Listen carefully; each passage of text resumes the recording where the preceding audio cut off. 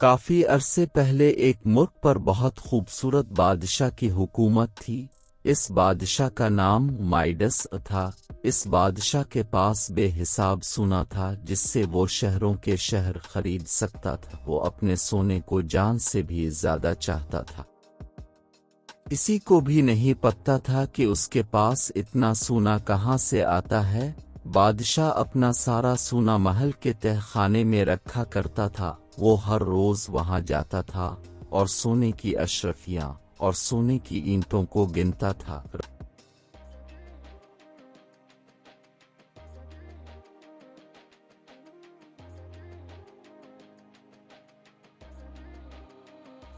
काफी अरसे पहले एक मुल्क पर बहुत खूबसूरत बादशाह की हुकूमत थी। इस बादशाह का नाम माइडस था। इस बादशाह के पास बेहिसाब सोना था जिससे वो शहरों के शहर खरीद सकता था। वो अपने सोने को जान से भी ज्यादा चाहता था। किसी को भी नहीं पता था कि उसके पास इतना सोना कहाँ से आता है। बादशाह अपना सारा सोना महल के तहखाने में रखा करता था। वो हर रोज वहां जाता था और सोने की अशरफियां और सोने की ईंटों को गिनता था। रानी बादशाह की इस हरकत को देखती और उसका मजाक उड़ाती थी और कहती, बादशाह सलामत, रोज रोज अपना सोना मत गिनिए, किया हुआ अगर ये कुछ घट भी गए तो। बादशाह कहता, अब इस तरह मजाक कैसे उड़ा सकती हैं? आपको अंदाजा भी है कि ये सोना कितना बेशकीमती है। जरा गौर से देखिए इस हार को जो आपने पहना है, क्या ये खूबसूरत नहीं है? देखिए कितना चमक रहा है। रानी बोली, जी हाँ, ये वाकई बहुत खूबसूरत है। भले ही ये बेशकीमती हो मगर हमारे लिए खुशियां तो नहीं खरीद सकते। बादशाह बोला, ये मेरे लिए खुशियों का बाइस है, तुम कभी नहीं समझोगी। भला इससे भी खूबसूरत कोई चीज हो सकती है दुनिया में? रानी बादशाह की बात से इत्तेफाक नहीं करती थी मगर वो जानती थी कि बादशाह से बहस करने का कोई फायदा नहीं है। बादशाह की सोने की दिन बदन बढ़ती जा रही थी। इसको सोने से इतनी मोहब्बत थी कि इसने अपनी बेटी का नाम मेरी गोल्ड रख दिया। मेरी गोल्ड बहुत ही जिंदा दिल थी, हर छोटी चीज में खूबसूरती देख लेती थी। वो हमेशा अपने अब्बा से कहती, अब्बा जान, ये देखिए कितने खूबसूरत फूल हैं, देखिए शबनम कैसे घास पर चमक रही है। बादशाह कहता, फिर भी ये सोने जैसा चमकदार नहीं है बेटा। अब नहीं समझोगी। अपनी माँ की तरह मेरी गोल्ड भी नहीं समझ पाई कि सोना फूल से ज्यादा हुसैन कैसे हो सकता है। यूं ही वक्त गुजरता गया। अब बादशाह अपना ज्यादातर वक्त अकेले तहखाने में गुजारने लगा। वो अपने सोने को बार बार गिनता और गिनता रहता। एक दिन सिपाही बादशाह की मुलाकात कराने के लिए एक अजनबी शख्स को लेकर दरबार में हाजिर हुआ। वो शख्स बहुत ही सादी सा लिबास जेब तन किया हुआ था। बादशाह ने ये भी देखा कि इसके पैरों में कोई भी चप्पल नहीं थी। बादशाह ने पूछा, कौन है ये शख्स? आलीजा, ये शख्स हमें सड़क पर भटकता मिला। उसने कहा, मैं भटक गया हूँ, मेरे पास रहाइश की कोई जगह नहीं। हो सकता है कि ये आदमी हमारे शहर का ना हो। तुमने कहा ये भटक गया है, इसके रहने का इंतजाम करो और जब तक इसका घर ना मिल जाए ये हमारा मेहमान रहेगा। दिन गुजरते गए। बादशाह सिर्फ इतना जानता था कि खामोश बूढ़ा शख्स एक अजनबी है। बादशाह को इस बात का बिल्कुल भी इल्म नहीं था कि ये जंगल के जिन का दोस्त है। बहरहाल इस शख्स का शाही तरीके से ख्याल रखा गया, इसे सब कुछ मुहैया हो जाता जिसकी वो मांग करता। कुछ हफ्तों के बाद सिपाहियों ने इसके घर का पता लगा लिया। इस मेहमान का अपने घर रुखसत होने का वक्त आ गया। इसी रात बादशाह तहखाने में सोना गिनने में मसरूफ था। तभी अचानक वहां जंगल का जिन नमूदार हुआ। बादशाह इसे देखकर बहुत हैरान हुआ और बोला कि तुम कौन हो और यहाँ किस लिए आए हो? जिन बोला, मैं जंगल का जिन हूँ माइडस। आप मेरे नाम से कैसे वाकिफ हैं? बादशाह और ज्यादा हैरान होकर बोला, क्या आप मेरा सोना चुराने आए? जंगल का जिन हंसा और बोला, मैं सोने का क्या करूंगा, ये मेरे किसी काम का नहीं, मैं तुम्हें शुक्रिया कहने आया हूं। किस बात का शुक्रिया? वो बूढ़ा शख्स मेरा दोस्त है जिसका तुमने बेहतरीन ख्याल रखा है। मैं तुम्हारी मेजबानी से बहुत खुश हूँ।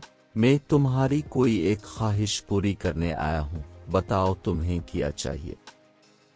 बादशाह को अपने कानों पर भरोसा नहीं हुआ कि वो कुछ भी मांग सकता है, और वो जानता था कि उसे क्या चाहिए। वो बोला, मुझे सोने से भरा एक जहाज चाहिए, नहीं सोने से भरा हुआ पूरा घर चाहिए, नहीं ये भी काफी नहीं। मुझे पता है मुझे क्या चीज खुश रख सकती है।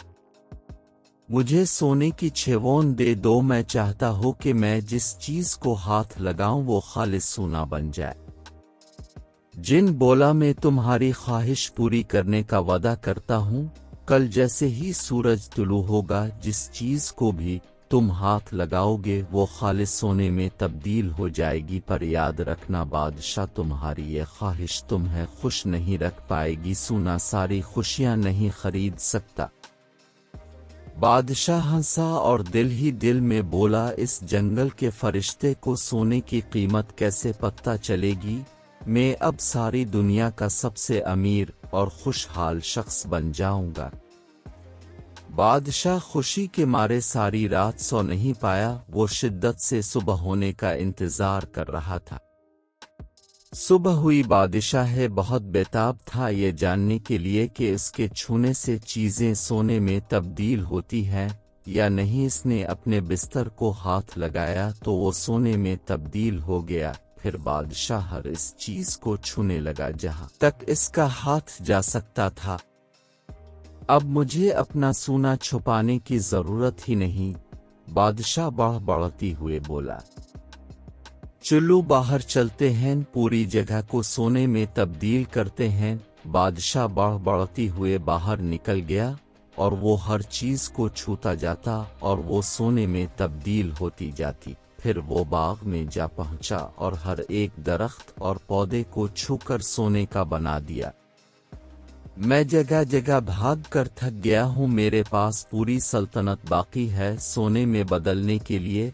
मुझे अपनी सल्तनत को दिखाना होगा कि मैं किस तरह हर चीज को सोने में तब्दील कर देता हूँ। लेकिन अभी मुझे भूख लगी है, पहले कुछ खा लेता हूँ। बादशाह ये कहता वहां वापस महल चला आया।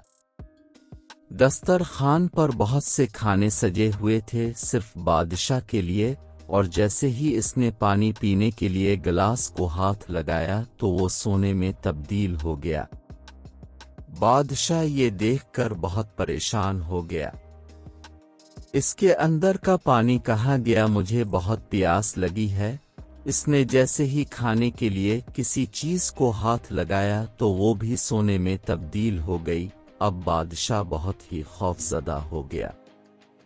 वो अब मैं क्या खाऊंगा, मुझे सख्त भूख लगी है। मैं सोना खा और पी तो नहीं सकता। क्या दुनिया का सबसे अमीर बादशाह भूख से मर जाएगा? बादशाह बहुत गमगीन हो गया। वो वहां रखी सारी ग़िज़ा को देखता रहा जो सोने की बन चुकी थी और अब इसके किसी काम की नहीं थी। तभी उसकी बेटी बाहर से दौड़ती हुई अंदर आई और इससे पहले कि बादशाह कुछ सोच पाता उसकी बेटी दौड़ती हुई इसके गिले लग गई और जैसे ही बादशाह ने इसे दूर करने के लिए हाथ लगाया तो वो भी सोने में बदल गए। नाउ मेरी गोल्ड मेरी बेटी, ये कहते हुए बादशाह जोर जोर से रोने लगा।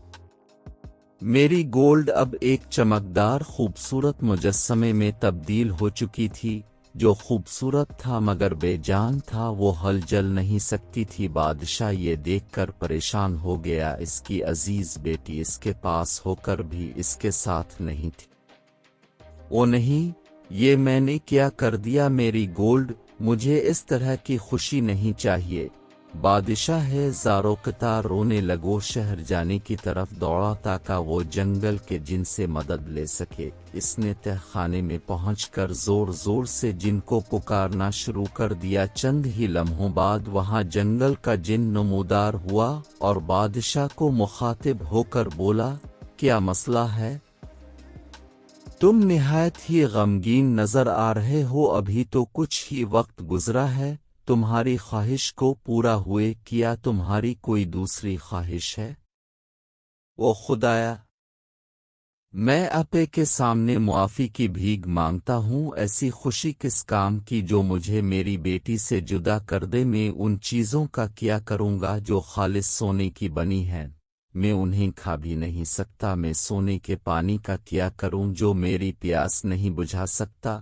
میری اصلی خوشی تو میری بیٹی ہے، پر اب وہ کچھ بول نہیں سکتی۔ میں ایسے خالص سونے کا کیا کروں جس نے میری بچی کی مسکان چھین لی۔ مہربانی کر کے میرا سارا سونا لے لیجئے، میرا سب کچھ لے لیجئے، بس میری بیٹی میری گولڈ مجھے لوٹا دیجئے۔ میں اب سمجھ گیا۔ جن بادشاہ کی بات سن کر بولا، اے بادشاہ، تم نے آج ایک اصل حقیقت سمجھ لی، سونا ایک دن چلا جائے گا، انسان کے لیے ضروری ہے وہ ہے سچا پیار اور اپنوں کا اپنا پن جو کبھی نہیں مرتا۔ یہ کہہ کر جن نے بادشاہ کو پانی سے بھری ایک بوتل دی اور کہا، یہ بوتل جادوئی پانی سے لبریز ہے، اس کے کچھ قطرے ان چیزوں پر چھڑکاو دو جو سونا بن چکی ہیں، جادوئی پانی سے وہ چیزیں پہلے جیسی ہو جائیں گی۔ بادشاہ نے جن سے وہ بوتل لی اور بولا، شکریہ، بہت بہت شکریہ۔ پھر بادشاہ جادوئی پانی کو لے کر اپنی بیٹی کے پاس بھاگا اور جلد چھوٹیے سے کچھ قطرے اپنی بیٹی پر چھڑکاو دے۔ قطرے پڑتے ہی میری گولڈ میں جان آ گئی۔ بادشاہ نے اپنی بیٹی کو بانہوں میں بھر لیا۔ ابا جان، یہاں کیا ہوا تھا؟ کچھ نہیں میری بچی، میں اب سب کچھ ٹھیک کر دوں گا۔ پھر بادشاہ نے کچھ قطرے کھانے کی ان اشیاء پر ڈال دیے جو سونے کی بن چکی تھیں۔ پھر وہ اپنی بیٹی کو لے کر باغ میں گیا اور اس جادوئی پانی کے قطرے درختوں اور پودوں پر ڈالنے لگا۔ بادشاہ نے پہلی بار قدرتی مناظر کو دل سے محسوس کیا۔ ساری چیزوں کو اپنی اصلی قدرتی شکل میں تبدیل کرنے کے بعد بادشاہ اپنی بیٹی اور بیوی کے ساتھ ناشتے کی میز پر رکھی وہ اشیاء کھانے لگا جو وہاں موجود تھی۔ اس سے پہلے بادشاہ کو ناشتہ اتنا لذیذ پہلے کبھی نہیں لگا تھا۔ اس نے بہت سا پانی پیا اور اپنی پیاس کو بجھایا۔ بادشاہ کی بیٹی اور اس کی بیوی دونوں اس نظارے کو دیکھ کر حیران ہو رہی تھیں۔ اب بادشاہ نے سونا گننا بند کر دیا تھا جو اس نے تہ خانے میں محفوظ کر رکھا تھا۔ وہ اب اپنا وقت اپنی بیٹی اور بیوی کے ساتھ گزارنے لگا۔ اب وہ اپنے اطراف موجود چھوٹی سے چھوٹی چیزوں کا لطف اٹھانے لگا۔ اب وہ دنیا کا سب سے امیر ترین انسان بن چکا تھا۔